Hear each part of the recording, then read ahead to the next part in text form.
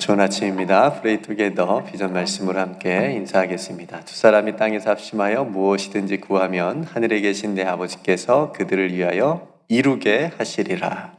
두세 사람이 내 이름으로 모인 곳에는 나도 그들 중에 있느니라. 아멘. 지금까지 창세기 말씀을 보면서 지난 시간에 아브라함의 믿음과 순종의 모습, 그리고 아브라함이 가는 곳마다 제단을 쌓고 예배하는 그런 삶의 모습을 우리가 함께 보았습니다. 네, 오늘 본문을 보면 아브라함이 굉장히 연약한 모습을 우리에게 숨김없이 보여주고 있습니다. 근데 이 부분이 성경의 위대한 부분입니다. 성경은 연약한 사람을 주인공으로 하지 않습니다. 그리고 숨기지 않고요. 허물을 감추어서 영웅으로 만들지 않습니다. 아무리 위대한 아브라함이라도, 아무리 위대한 다윗이라도 그들의 허물을 성경은 낱낱이 우리에게 보여줍니다.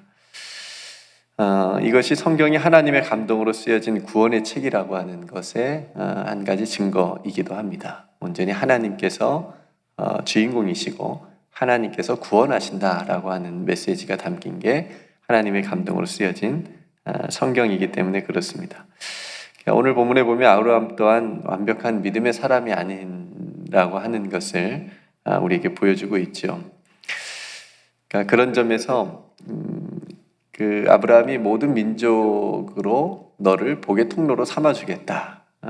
그리고 믿음의 아버지가 되게 해주겠다라고 하는 축복을 받았고, 아브라함도 그 하나님의 약속에 따라서 순종했죠. 그래서 고향과 친척과 아버지의 집을 떠났고 하나님의 말씀을 따라 나섰고, 그런 아브라함이었지만 아브라함에게는 그 믿음에 대한 어떤 그 축복의 약속에 대한 믿음의 길을 선택하며 걸어가야 했습니다. 그러니까 그 믿음의 길에 굉장히 어려운 일들을 당하게 되는데, 그때마다 아브라함이 어떤 선택을 했는지를 성경은 우리에게 말해주고 있고, 반면 교사로 삼을 수 있도록 우리에게 교훈을 줍니다. 그러니까 오늘 본문에 보니까 믿음으로 순종한 아브라함이 걸어가는 그 길에 장애물들이 이제 생기는 것을 보게 되는데, 그건 뭐냐면 기근이라고 하는 자연재앙이었습니다. 기근. 11절에 그 땅에 기근이 들었으므로 아브라함이 애굽에 거류하려고 그리로 내려갔으니 이는 그 땅에 기근이 심하였다. 10절 말씀에 이렇게 얘기합니다. 그러니까 기근은 굉장히 굶주릴 수밖에 없는 재앙인 거죠. 굉장히 심각한 재앙입니다. 저는 보릿고개도 경험하지 못한 세대이기 때문에 굶주림에 대해서 그렇게 깊이 크게 와닿진 않지만, 풍요와 빈곤 사이에서 우리가 살아가고 있는 이 세대지 않습니까? 어느 쪽은 날마다 음식물 쓰레기가 막 엄청나게 나오지만 지구 어느 한편은 하루도 먹을 것이 없어가지고 음식물 쓰레기를 뒤지는 이제 그런 세상에서 우리가 살아가고 있는데, 그러니까 그런 모습들을 보면 기근으로 인한 굶주림이 있는 곳이 우리 가까이에 있다라고 하는 것을 우리가 또 매스컴을 통해서 보게 됩니다. 그러니까 자손에게 땅을 주시겠다 하나님께서 아브라함에게 약속도 하셨지만 이 기근 앞에서는 아브라함이 어쩔 수 없었습니다. 그렇죠? 성도 여러분, 하나님의 말씀대로 순종을 했는데, 그래서 여기까지 왔는데, 너로 복의 통로가 되게 해주겠다라고 하는 약속도 받아서 믿음으로 여기까지 왔는데 기근을 만났습니다.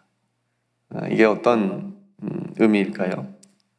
이건 하나님을 믿고 살아가는 우리들의 삶에도 오늘 아브라함이 만난 기근과 같은 어려움, 때론 고난을 만날 수 있다는 겁니다. 그렇죠? 우리가 가는 믿음의 길이 그냥 평탄한 길이 아니라는 거예요. 다 잘 되는 길이 아니라는 거예요.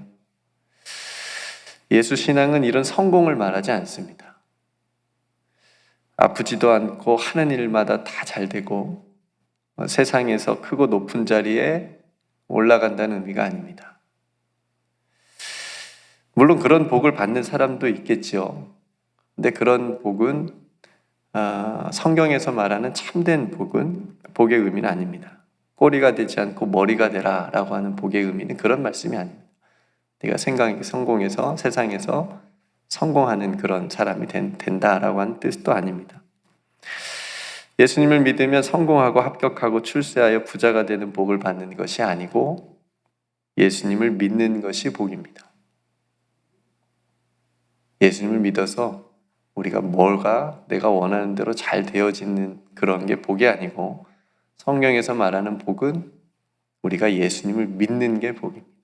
믿을 수 있는 게 복입니다.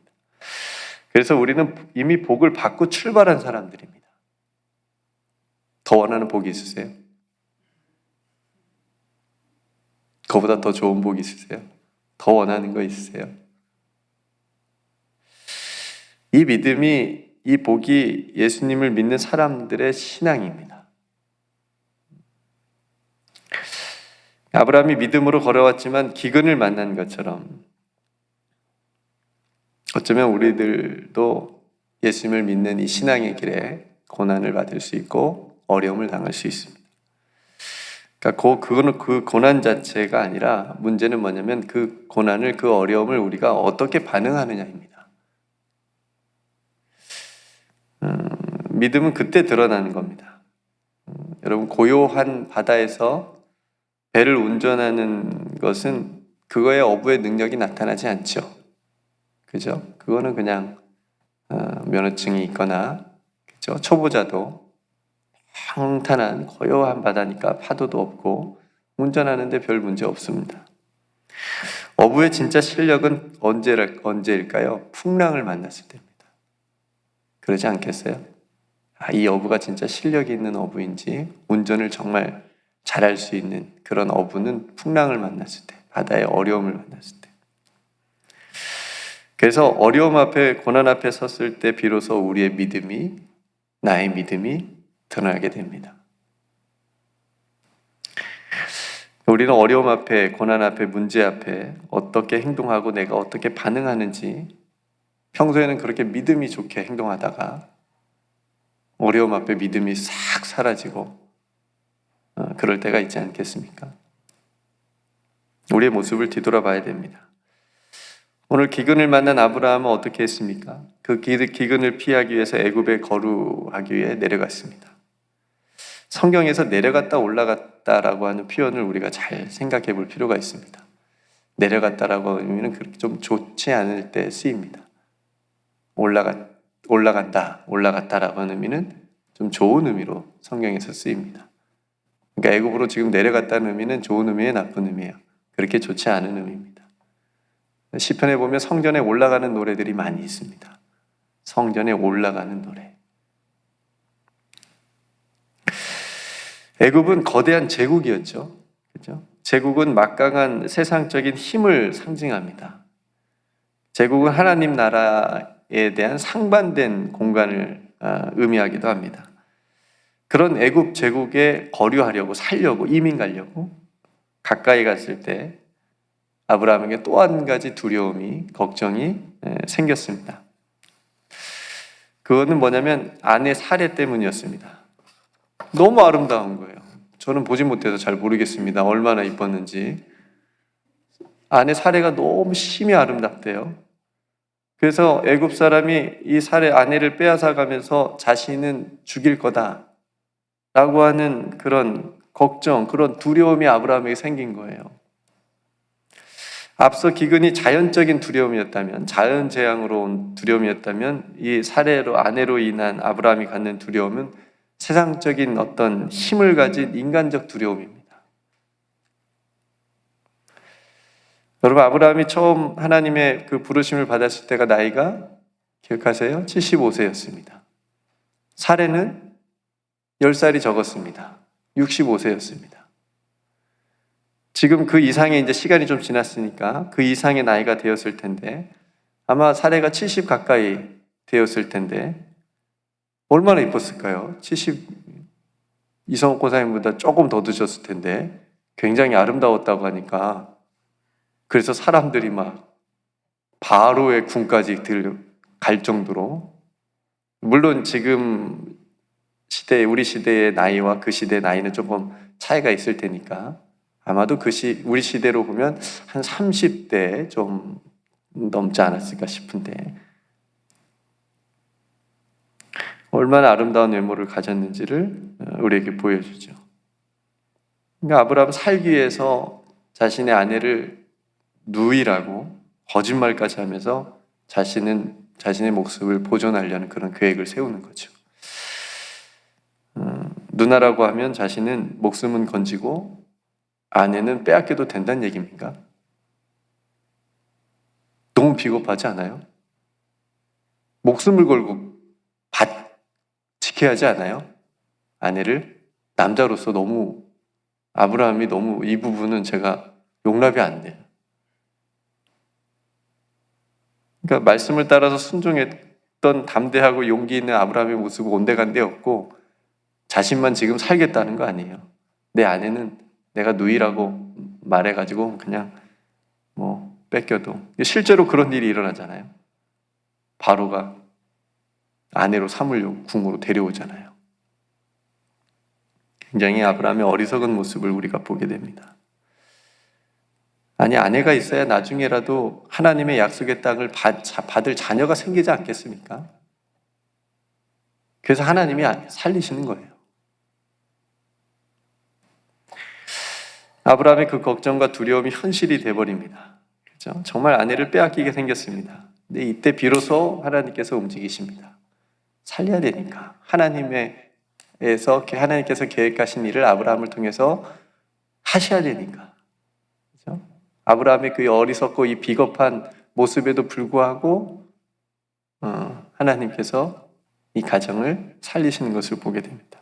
17절에 여호와께서 아브라함의 아내 사레의 일로 바로와 그 집에 큰 재앙을 내리신지라. 바로가 무슨 잘못을 했어요?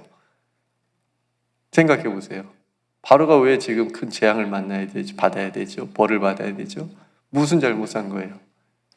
그냥 아름다운 여인이 있어가지고 제국의 왕이었으니까 아내로 삼으려고 하는데 다른 사람이 아내를 뺏은 게 아니라 누나라고 하니까 데려올 수 있는 거 아니에요? 무슨 잘못한 거예요? 왜 큰 재앙을 받아야 됐을까요?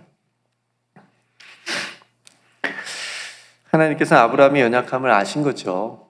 그렇죠? 지금의 아브라함의 믿음으로는 이 상황을 아브라함 스스로가 어떻게 해결할 수가 없다는 것을 아시기 때문에 바로와 그 집에 큰 재앙을 내리는 것을 통해서 바로를 깨닫게 해주신 거죠. 너 지금 잘못한 거다. 그 여자 건들면 안 된다. 그 여자 네 아내로 삼으면 안 돼. 바로는 지금까지 경험하지 못했던 큰 재앙, 얼마나 큰 재앙이었으면 바로 아브라함을 불러서 왜 나에게 거짓말을 했냐. 빨리 데려가라. 빨리 데려가라. 네 아내 빨리 데려가라. 이렇게 얘기합니다. 당시 세상의 절대 권력의 애굽 제국의 왕이었던 바로가 이렇게 말한 건 굉장히 이례적인 거예요. 그냥 지나가는 나그네 한 사람한테. 그러지 않아요? 너무너무. 이 일로 아브라함은 자신이 얼마나 연약하고 믿음 없는 사람인지를 깨닫는 계기가 됐을 겁니다. 보세요. 기근과 아내 살해의 일로 아브라함의 지금 상황에 아브라함이 하나님을 한 번도 생각한 적이 있습니까? 하나님의 약속을 한 번이라도 생각한 부분이 있나요? 없어요. 자기 생각, 자기가 생긴 자기 안에 있는 두려움, 내가 죽겠다. 이런 생각 때문에 어리석은 꾀를 내고 거짓말을 하게 되고 성도 여러분, 어려움과 문제 앞에 우리도 얼마든지 이런 아브라함과 같은 모습을 우리들도 보여줄 수 있습니다. 연약함이 있음을 우리가 보게 됩니다. 오늘 이 아브라함이 우리에게 보여주는 모습 우리가 따라 해야 돼요? 안 해야 돼요? 이거는 따라하면 안 되죠. 그렇죠? 어려움과 고난과 두려움의 순간 필요한 것은 세상적인 어떤 꾀나 거짓말이 아닙니다. 오히려 하나님의 약속을 기억하고 인내하며 하나님을 더욱 바라보는 일입니다. 아브라함은 그러지 못했습니다. 저와 여러분들은 그렇게 할 수 있기를 간절히 소망합니다. 성도 여러분, 하나님의 약속과 인도하심과 임마누엘을 믿으시기를 주님의 이름으로 축복합니다. 어떤 순간에도, 어려운 순간에는 더욱더, 아픈 순간에는 더욱더 내가 연약하다라고 하는 것을 깨닫는 순간에는 더욱더 겸손하게 하나님을 붙잡는 그런 신앙이 되길 원합니다. 우리 안에 두려움이 가득할 때 그것을 이기는 것은 세상의 방법이 아니라 하나님의 말씀, 하나님의 약속이라고 하는 것을 오늘 이 아침에 아브라함이 우리에게 반대로 거꾸로 보여주고 있는 겁니다. 어떤 순간에도 주님께서 우리와 함께 하시고 우리를 붙드시고 계시다라고 하는 것을 기억하시고 여러분 안에 있는 걱정과 염려와 두려움, 그것들을 세상적인 방법으로 내가 가진 경험과 지혜로 이기려고 하지 않고 하나님의 약속으로 하나님의 말씀으로 이겨낼 수 있는 승리하는 저와 여러분들이 되시기를 주님의 이름으로 축복합니다. 함께 기도하겠습니다. 주님, 오늘 아브라함의 연약한 모습을 성경은 과감없이 우리에게 보여줬습니다. 기근으로 인한 그리고 아름다운 아내 사례로 인해서 아브라함이 자기의 생명을 보존하기 위해서 그 기근이라는 어려움을 애굽이라고 하는 제국에 기대어 피해보려고 하는 그 부족한 믿음과 또 어리석음과 비겁함을 우리에게 아브라함이 보여줬는데 하나님, 저희들도 물론 이럴 때가 많이 있습니다. 그래서 우리가 다시 마음을 새롭게 하고 오늘 아브라함의 모습처럼 하지 않고 하나님의 약속과 하나님의 말씀을 붙잡고 그 어려움과 두려움 속에서 하나님을 바라볼 수 있는 우리들의 신앙으로 새롭게 하여 주시옵소서. 우리 사랑하는 모든 성도들 오늘 하루 지켜주시고 애굽 제국과 같은 세상적인 힘과 권력 앞에 무릎 꿇지 않고 하나님 바라보며 기도로 승리하는, 믿음으로 승리하는 우리 모든 성도들 다 되게 하여 주옵소서. 우리 교회 공동체를 하나님 지켜주시옵시고 영적으로, 믿음으로 또 성령으로 충만한 하나님의 교회 되게 하여 주셔서 하나님께서 맡겨주신 귀한 영혼 구원하는 일에 온 성도가 함께 힘쓰며 나아갈 수 있도록 축복하여 주시옵소서. 오늘도 우리에게 말씀해 주시고 함께 해주신 은혜를 감사드리며 사랑이 많으신 예수님의 이름으로 간절히 기도드리옵나이다. 아멘.